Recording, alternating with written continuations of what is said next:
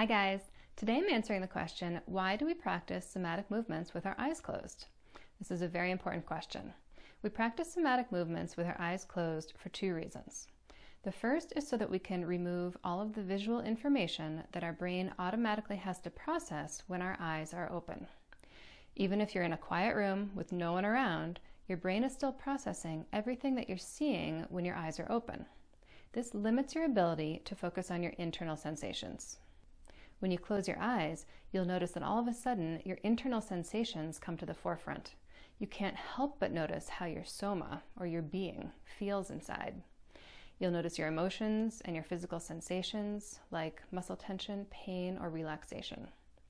Keeping your eyes closed while you're practicing somatic movements allows the movements to be truly somatic. This means completely focused on your internal sensations and your internal experience of the movements. The second reason we close our eyes is so that we can avoid copying the way that someone else is moving. This might occur in a group class, where you're lying on the floor next to other students. Now, if you've ever attended an in-person clinical somatics class or private session, you know that the instructor or educator doesn't demonstrate the movements. The reason for this is mirror neurons. Mirror neurons were discovered in the 1990s. These neurons are found in parts of the brain that process movement, vision, and memory.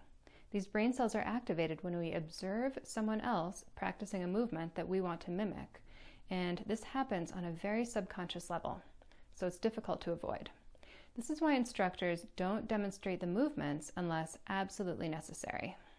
I don't want you to copy my movement. I want you to close your eyes, just listen to my instruction, and have your own sensory motor experience of the movement.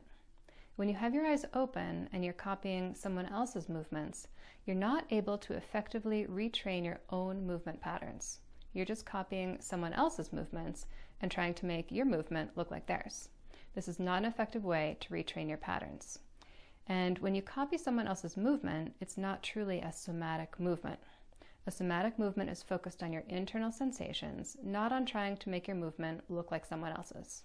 So why do I include videos in my online courses? Well, I used to teach online using only audio, but some students requested video demonstrations just so they could feel more confident that they were practicing the movements correctly. And I completely understand that with distance learning, it's helpful to have this confirmation. So that's why I include video demonstrations in my courses. But as you know, these videos are intended to be a tool to help you initially learn the movements.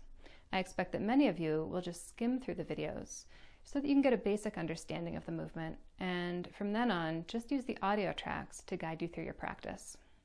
Now, some people don't feel comfortable with their eyes closed. For some people, having their eyes closed makes them feel emotionally unsafe or simply uncomfortable. If this is the case for you, then of course, feel free to practice the movements with your eyes open. Just be aware of your focus and try to focus as much as possible on your internal sensations as you move. So I hope that was helpful. Thank you so much for watching, and I'll see you next time.